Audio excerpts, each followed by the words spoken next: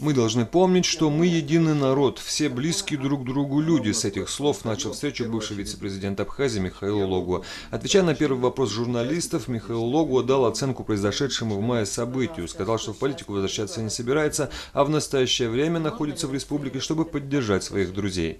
В политику возвращаться не собираюсь, но в то же время оставаться безучастным к событиям, которые происходят в моей стране, когда, я не знаю, я не юрист, я не знаю, как это сформулировать, но я считаю неправильным, когда люди приходят, и не было на то таких веских причин, веских оснований, приходят в здание администрации президента и практически вынуждают законного президента покинуть свой кабинет, покинуть свой пост.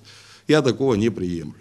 Я посчитал нужным, посчитал необходимым находиться здесь, в своей стране, со своими друзьями и выразить свое мнение. Михаил Логуа прокомментировал недавнее обращение депутатов парламента в поддержку одного из кандидатов в президенты. Если исполняющий обязанности президента действительно поставил такую подпись, то это, на мой взгляд, не соответствует никаким нормам, ни юридическим, ни моральным. Более того, насколько я знаю, исполняющий обязанности президента совсем недавно собирал глав администрации, руководителей министерств, ведомств, и совершенно правильно их акцентировал на то, что они должны быть равноудалены от всех кандидатов, как это мы всегда и делали, работая в исполнительной власти. Их задача на данный момент – это обеспечить каждому гражданину возможность прийти к избирательному участку и выразить свое мнение. Ну, как человек, который исполняет обязанности президента, может, даже если он очень хочет об этом сказать, выражать свое мнение в отношении того или иного кандидата. Никак этого не приемлю. Тема подкупа избирателя не осталась без внимания журналистов. Вот как прокомментировал этот вопрос Логуа. Выражаю надежду, что нашего гражданина, нашего человека, голос нашего человека не купишь. Безусловно, штаб Аслана Георгиевича Бжания такими вещами не занимается. Более того, когда был подписан в Общественной палате договор, Аслан Георгиевич, видимо, посчитал, что это не тот формат, где мы должны выражать свое мнение. Но нами в тот же день или на следующее утро было направлено официальное письмо на имя исполняющего обязанности президента с просьбой принять всяческие меры по предотвращению, выявлению и пресечению подобных фактов, если они имеют место. Насколько я знаю, реакция была, даже была создана какая-то группа. Будем надеяться на их успешную работу. Участие кандидата в президенты Аслана Бжания в Отечественной войне народа Абхазии – вопрос, который не обошли стороной журналисты. У любого ветерана войны и вообще у любого человека, который любит Абхазию, конечно, будет всегда вызывать возмущение человек, который в те тяжелые для нас времена занимал какую-то отстраненную позицию. Да? Но Аслан Георгиевич Бжания, как он не раз об этом заявлял, работал в службе безопасности Республики Абхазия. Видимо, специфика этой работы, и я думаю, за это еще больше можно уважать нашего кандидата, не позволяет ему озвучить какие-то моменты. Я не могу доверять тем людям, которые на площадке Арсмира заявляли нечто другое. Потому что, ну вот хотя бы один из них, называть имена не буду, был уволен из службы безопасности в бытность Аслана Георгиевича. Наверное, можно спросить у тех, кто непосредственно руководил этой службой в те времена. И думаю, все прояснится. Человек в тяжелое для Абхазии время занимался своей непосредственной работой в службе госбезопасности. Кандидат в президенты Аслан Бжания не является преемником экс-президента Александра Анкваб, заявил Михаил Логуа. Человек идет от инициативной группы, у него свои намерения, у него свои взгляды на жизнь. И ничего плохого нет в том, что он заявлял неоднократно. Нам нельзя никогда мешать с грязью свое прошлое. Нам надо бережно и очень ценно к нему относиться. У любого президента, да, который был в Абхазии, а я считаю, любым из них мы должны гордиться и можем гордиться, есть у нас на то основание. Безусловно, были моменты, это работа такая. Это самые сложные времена, которые нам всем нравились, и которые войдут в историю, которые мы помним, и которые нам, наверное, не нравились. Но в самых судьбоносных, важных решениях, в этом плане нам всем везло.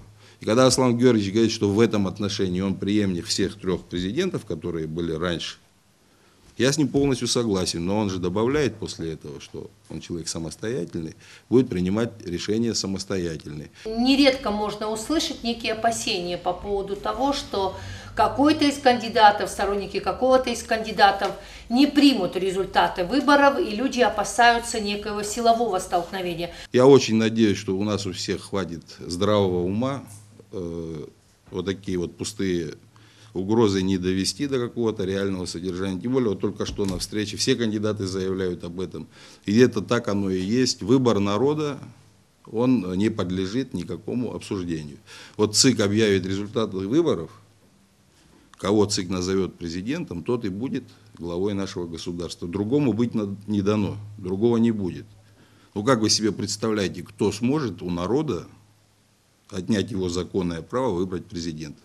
Просто непонятно. Наверное, просто какая-то вот одна из методик, не очень хорошая методика предвыборной агитации. Скажите, пожалуйста, вот недавно было дано интервью знаменитым общественно-политическим деятелям Анри Джергене, но ни одна газета, в том числе и независимые газеты, ни государственные, ни телевидение, не дало возможности посмотреть и почитать его интервью. Почему человек высказывает свое личное отношение к ситуации, и мы не можем это услышать или увидеть? Абхазское телевидение показывало репортажи, наверное, не очень приятные нашему штабу.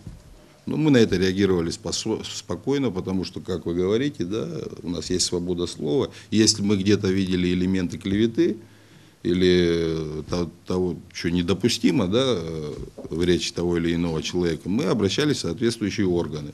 Но мы ни разу не сказали, не выразили своего недовольства руководству АГТРК.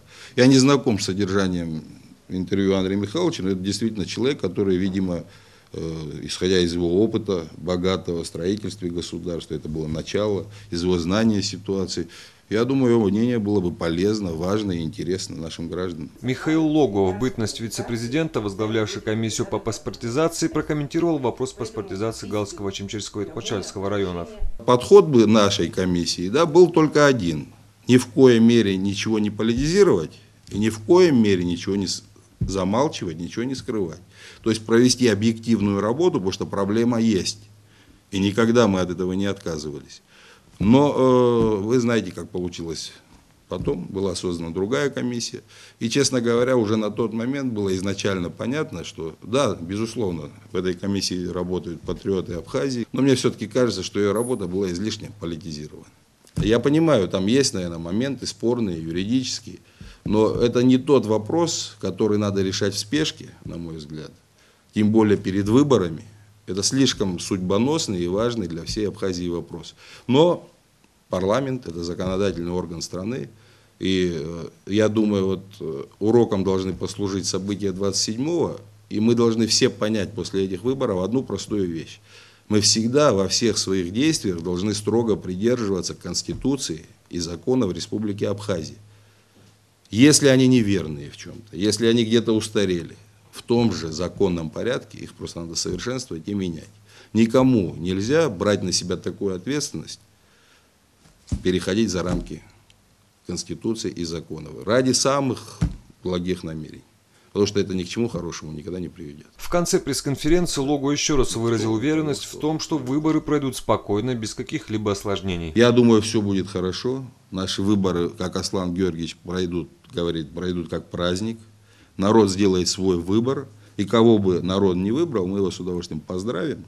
И, наконец-то, вернемся, да, в правовое поле. И то, куда мы откатились 27 числа, да, вообще в восприятии Абхазии, в том, чем мы выгодно отличались от наших соседей, Грузии, той же Украины, да, есть у нас шанс, и хороший шанс, вернуться опять на старые позиции. Роберт Джопо, Эльдар Дамиров, Абхазское телевидение.